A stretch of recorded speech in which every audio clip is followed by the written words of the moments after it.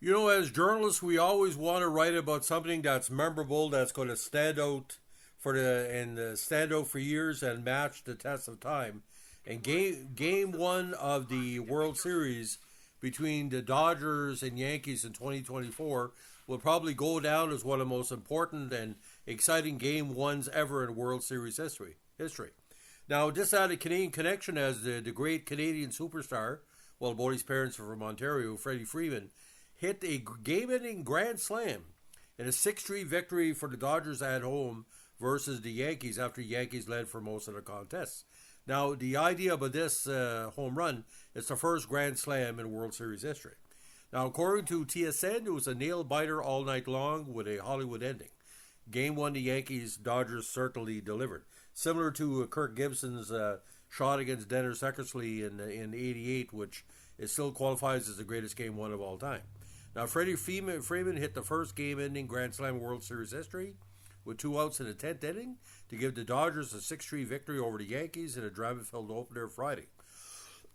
It might be the greatest baseball moment I've ever witnessed, and I've witnessed some great ones. Dodgers manager Dave Roberts marveled. Hobbled by a badly sprained right ankle, similar lack of mobility for Gibson in '88. He homered on the first pitch he saw, a 92 mile per hour inside fastball from Nestor Cortez, who hadn't pitched in a month. And this was the second pitch of the relief appearance after Ohtani fouled out and where Verdugo went into the crowd to catch it, and Bodie's runners advance. He raised his bat high before beginning his trot as the fellow crowd of 52,394 roared. Most people didn't want to leave the stadium. They were celebrating about a half an hour later. I can't believe what just happened, Robert said, mimicking what was the home run call in '88. That's what makes a fall classic a classic, right? Because the stars come out and superstars make big plays, get big hits in the biggest of moments. I'm speechless right now. It was reminiscent again of Kirk Gibson's stunning homer that lifted LA over the Athletics in Game 1 of the '68 World Series at Dodger Stadium, one of the most famous swings in baseball lore. Now, Gibson, sidelined by leg injuries, came off the bench and connected against Hall of Fame closer Dennis Eckersley in a 3-2 count with 2 out. The natural for sure. I played the whole game, though, Freeman said with a smile. Early in the contest, he hit a triple and legged it out, no pun intended. Freeman, an 8-time All-Star, missed 3 games during the NL playoffs because of his bum ankle.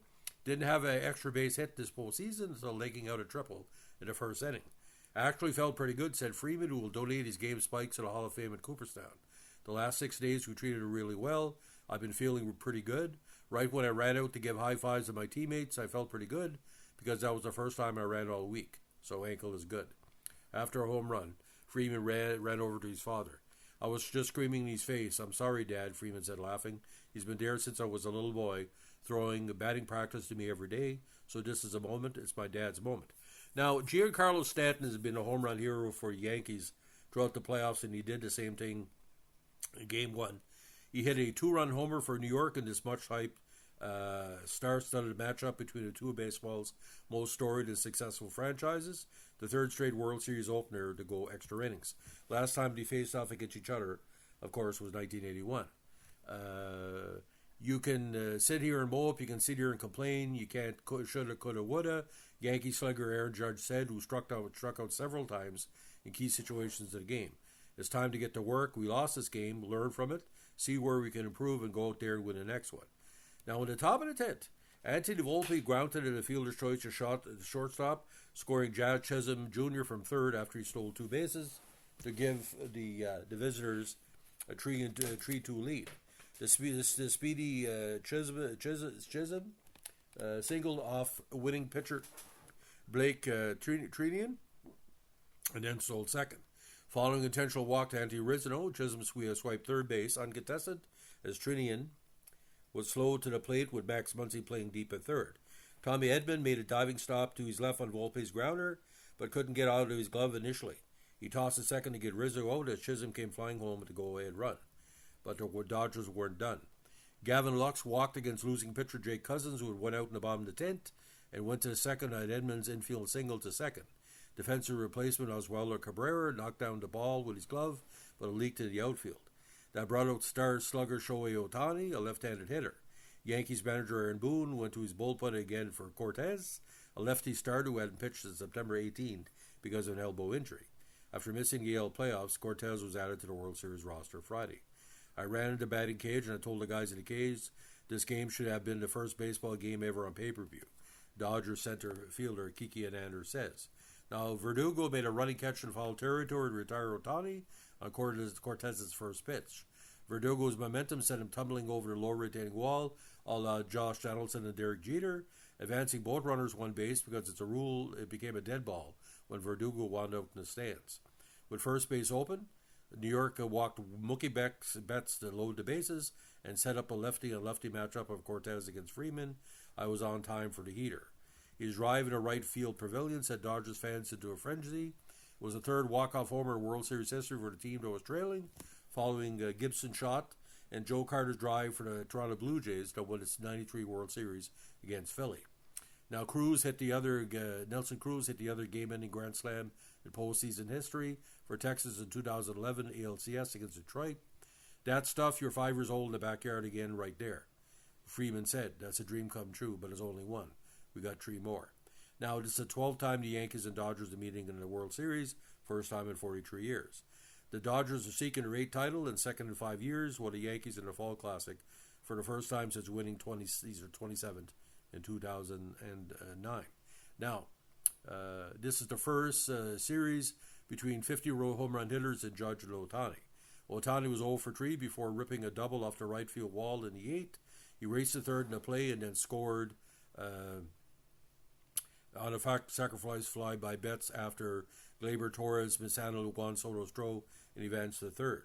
Now, with 2 outs in the 9th, Torres sent a long drive to left center. A fan wearing a Dodger jersey reached over the wall and caught the ball. Umpires ruled the fan interference and gave Torres a double, a call confirmed on video replay. The fan immediately left the area. Soto was then intentionally walked before Judge popped out against Trinian to end the inning.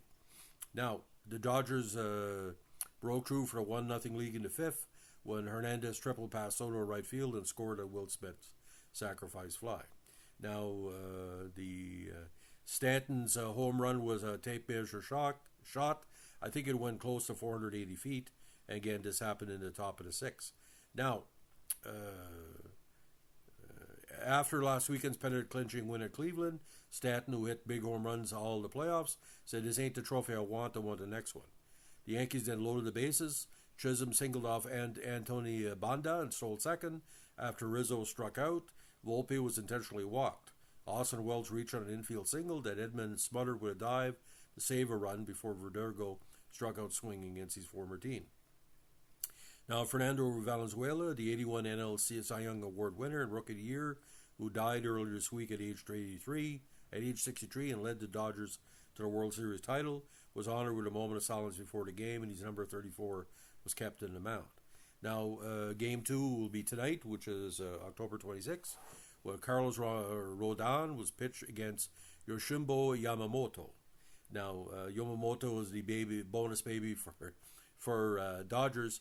He signed a contract for worth $325 million. Yamamoto is 1-0 in 3 postseason starts, while Rodon is 1-1. So get ready for more fireworks tonight, ladies and gentlemen. The game was a slow build, not as good as the Cleveland Yankee game from previous in the week, but we've seen by the Yankees' victory after the Game 3 loss to Cleveland, they can come back. So the series is far from done. This is not the act of God series like '88 between Dodgers and Oakland A's. So Freddie Freeman, Captain Canada, that's the new name I'm going to call him. Have a good night, a day today before the big game tonight. But if you do it again, you will be the most successful Canadian in a World Series in decades, literally and figuratively. Thanks for listening. Have a good one. Don't forget, give us a like, comment, subscribe, or share. Bye.